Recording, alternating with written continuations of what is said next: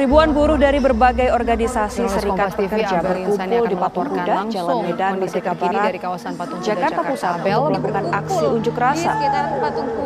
Sekitar 4.000 buruh rencananya akan menyampaikan aspirasinya di depan kantor Mahkamah Konstitusi dan juga Balai Kota Jakarta. Para buruh meminta agar Undang-Undang Cipta Kerja dibatalkan dan kenaikan UMP sekitar 7%. Undang-Undang Cipta Kerja sangat merugikan atau mengkhawatirkan nasib para pekerja, terutama dalam hal sistem kontrak, praktek pelaksanaan outsourcing, masalah rentan untuk di PHK, dan nilai pesangon untuk PHK adalah sangat berkurang dibandingkan Undang-Undang Nomor 13.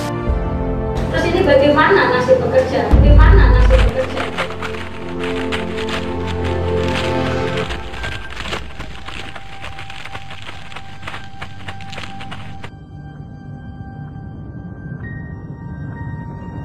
Dan dari Persatuan Pekerja Muslim Indonesia ini memang statementnya memang dikatakan terlalu keras, tapi memang itu harus keras ya, karena buruh sejak zamannya Orde Baru sampai sekarang ini yang paling hancur ini zaman ya. Jadi hari ini mungkin kita mengharapkan dulu ya, bila perlu nih Surabaya kita Jawa Timur kita dudukin seminggu gitu. Karena keterlaluan, UMP kita itu kenaikannya Surabaya 6.000.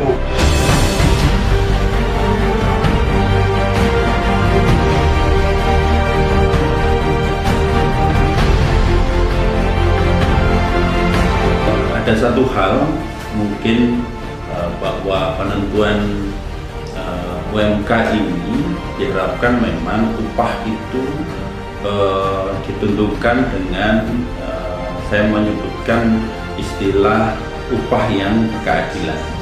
Jadi upah yang berkeadilan ini pada akhirnya akan memberikan solusi. Sebagaimana ketahui bahwa UMP di Jawa Timur tahun 2022 naiknya hanya 22.790 dan jauh dari usulan buruh yang sampai 300 hampir 300.000.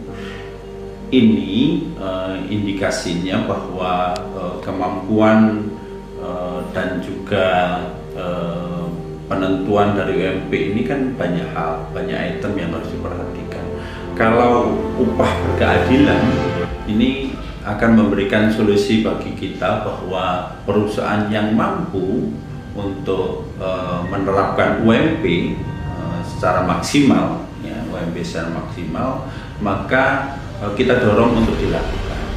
Jadi nanti tidak akan ada lagi tuntutan dari buruh bahwa buruh melihat bahwa kemampuan perusahaan ini mampu untuk memberikan upah yang maksimal, tidak sekedar dari UMP tapi lebih dari itu.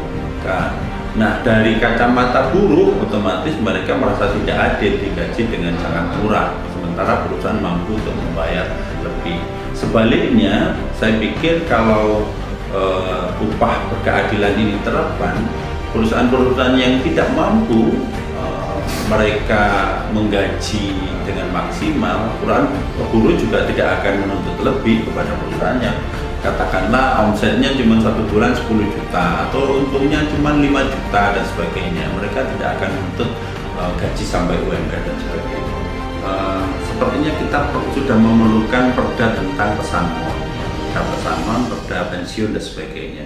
Bagi perusahaan yang mampu, ya kita dorong mereka untuk memberikan pesangon. Otomatis kalau ada payung hukumnya, perda dan sebagainya, insya Allah teman-teman buruh yang pensiun ini tidak kesulitan lagi mengambil uang pensiunnya, karena sudah setiap tahun dan sebagainya, setiap bulan dan sebagainya perusahaan menyicil. Kita akan perjuangkanlah berapa hal tadi, 3 hal tadi, 4 hal tadi yang untuk kepentingan buruh di Jawa Timur.